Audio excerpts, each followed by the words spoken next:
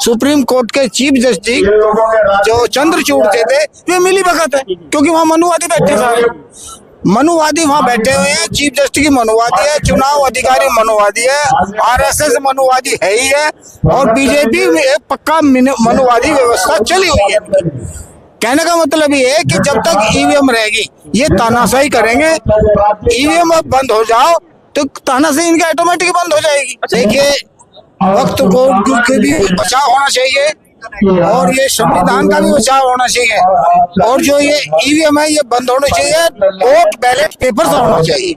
ये मेन मुद्दा हमारा जो है, आज का जो रैली निकली है वो मेन मुद्दे हमारा ये है, बैलेट पेपर से वोटिंग होनी चाहिए, क्योंकि ईवीएम में हमें भरोसा नहीं है। ईवीएम में चोरी होती है। आज हम वोट यहाँ डाल रहे हैं तो कल को वोट हमारी कहीं और आ जा रही है। ये सत्य का प्रमाण पत्र देने की जरूरत नहीं है। जो आदमी इलेक्शन में कैंडिडेट खड़ा है वो वोट नहीं देगा, उसके यारे प्यारे रिश्तेदार ना देंगे तो खुद कैंडिडेट तो वोट देगा, उसका भी गायब है। ऐसा कैसे? ये पक्का प्रूफ भी दिया हमने, ये पक्का प्रूफ भी दिया। सुप्रीम कोर्ट के धरने प्रदर्शन दिए, सुप्रीम कोर्ट के चीफ जस्टिस जो चंद्रचूड़ थे वे मिली भगत है, क्योंकि वहाँ मनुवादी बैठे सारे मनुवादी वहाँ बैठे हुए हैं। चीफ जस्टिस की मनुवादी है, चुनाव अधिकारी मनुवादी है, आरएसएस मनुवादी है ही है, और बीजेपी में एक पक्का मनुवादी व्यवस्था चली हुई है। कहने का मतलब ये है कि जब तक ईवीएम रहेगी ये तानाशाही करेंगे।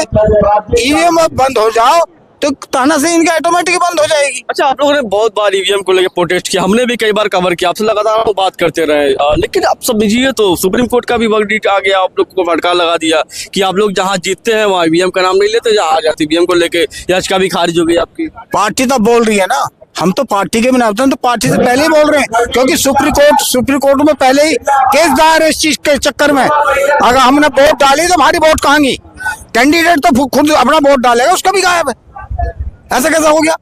जो कैंडिडेट का भी वोट गायब है, उसके यारे प्यारे रिश्तेदार ना देंगे कोई बात नहीं, तो कैंडिडेट तो वोट देगा ना, उसका भी गायब है। और ये सत्य को प्रमाणित है। फिर ईवीएम मशीन में पहले 15 सेकंड थी, व्हाइट शीशा था, अब ब्लैक शीशा लगा 3 मिनट दे दी, और 3 मिनट में कुछ दिखेगा भी ना, झलक भी नहीं देखेगी। हम वोट डाल रहे, कहाँ वोट मारी जा रही है। जो सॉफ्टवेयर बनाने वाला है वो आदमी तो बनाते हैं। अगर सॉफ्टवेयर में 2 दूनी 6 लिख दिया तो 2 दूनी 6 ही बताओगी सॉफ्टवेयर, वो 4 नहीं बताएगी, क्योंकि वो फिट है।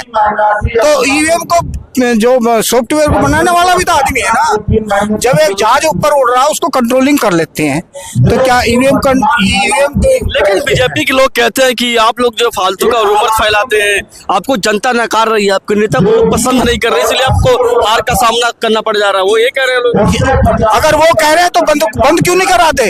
ईवीएम बंद कर क्यों नहीं हो रही? बंद करो ना। जब सब अब तो पार्टी भी बोल रही है ना, पहले तो पार्टी ना बोल रही थी, सुप्रीम कोर्ट के जज या एडवोकेट ही बोल रहे थे, अब तो पार्टी भी बोल रही है, क्योंकि पार्टी को दिख रही है, उन्हें पता आगे पब्लिक को। अभी पंजाब में क्या हुआ था, महाराष्ट्र में क्या हुआ, यही तो हुआ, क्योंकि जानबूझ के इनको ईवीएम से जीतते हैं और चोरी करी है इन्होंने। अगर ईवीएम से चोरी होता तो महाराष्ट्र जीते तो झारखंड भी जीत जाते। वो उनका दलील यही कह रहा है, लगातार बात करते हो, कहते हैं कि अगर हम धांधली करते तो झारखंड भी जीत लेते। देखो, जो बड़े बड़े स्टेट है उनको कंट्रोलिंग करना इनका मेन उद्देश्य है, जहाँ से राज्यसभा के भी मेंबर जाएंगे और एमपी भी ज्यादा जाएंगे, क्योंकि वहां जो वोटिंग होगी वो उन्हीं बंदों की होगी जो स्टेट बड़ा होगा। छोटी स्टेट को महत्व ही नहीं देते। दिल्ली में 7 आदमी एमपी है, यहाँ भी चोरी कर ले, क्योंकि दिल्ली का जो मेन उद्देश्य है वो पूरे भारत में घूमता है। अभी इलेक्शन में दोनों पार्टी इकट्ठी हो ली, फिर भी नहीं जीत पाए। इसका मतलब क्या? इसका मतलब ये सही है और पब्लिक पागल है, तो चोरी है ना है। ये तो 100% है। कांग्रेस भी और आप पार्टी दोनों मिलकर वोटिंग करी, फिर भी हार रहे। क्यों? मशीन है, क्योंकि फिट है उनकी मशीन, सॉफ्टवेयर उनकी मशीनें फिट है। तो हम तो ये चाहते हैं, हम ईवीएम बंद हो और बैलेट पेपर से वोट दो। बैलेट पेपर से कम ये तो है, हम वोट डालेंगे, ये तो पता होगा हमने उसको वोट दिया। भाई कैंडिडेट जो संविधान में हमारा अधिकार है वही छीना जा रहा, तो हम क्या करें? हमारा अधिकार तो छीना जा रहा। पार्टी बोलती नहीं थी, अब की पार्टी भी बोलने लगी है, सड़कों पे पार्टी उतरने लगी है, बड़ी खबर है। अभी तक कांग्रेस पार्टी दबे आवाज में ईवीएम का नाम लेती थी, मुझे लग रहा है कि खुले मंचों से ईवीएम का बात कर रही है। अब तो पार्टी भी बोल रही है ना, क्योंकि पार्टी को दिख गया, पार्टी को दिख गया कि जब हमारे जनता के वोट इतनी पड़ रही है और उनको पता भी है और वे हार रहे हैं, इसका मतलब क्या है? तो ईवीएम में पक्का 100% है, 100% घोटाला है। तो मैं तो ये चाहता हूँ ईवीएम बंद होनी चाहिए। ईवीएम को बंद करा था, उनमें क्या पता हो रही है? ईवीएम से तो तानाशाही हो रही है, जो चाहे वो कर रही है मनमानी। अरे जनता जो वोट डाल रही है वो विकास के लिए देती है, ना कि मस्जिदों को खोदने के लिए। देश में विकास के लिए वो देती है। जब देश को, धर्म को देश से ऊपर करेगा तो देश का विनाश होना है, ये पक्की बात है। इसलिए अपने देश को बचाने के लिए एजुकेशन को दो। मीडिया भी आजकल मजबूर है, क्योंकि मीडिया के चैनल बंद कर देते हैं। जबकि चौथा स्तंभ है, चौथा स्तंभ भी मजबूर है, क्योंकि उनका चैनल बंद, अगर मान ले मेरी बात हकीकत है ना कोई, और मीडिया दिखा देगी उसकी भी बंद कर देते, चैनल बंद हो जाते हैं। तो मीडिया भी कमजोर कर रखी है उन्होंने, ये हकीकत है, मीडिया भी कमजोर कर रखी है उन्होंने। अच्छा, इन सब के बीच एक माहौल बहुत चल रहा है हिंदू मुसलमान का कि मस्जिदों के नीचे मंदिर का सार खोजा जा रहा, संभल का मामला चल रहा था, अजमेर शरीफ दरगाह का मामला आ गया। कल को ये बौद्धिस्ट भी कहेंगे यहाँ मठ थे, कल को फिर और खुदाई करोगे, कल को कहेंगे ना वे भी भाई, वो तो कहेंगे ही, क्योंकि जो सबसे पहले जो भारत में थे बौद्धिस्ट थे सबसे ज्यादा, 8000 से ज्यादा वो मठ थे।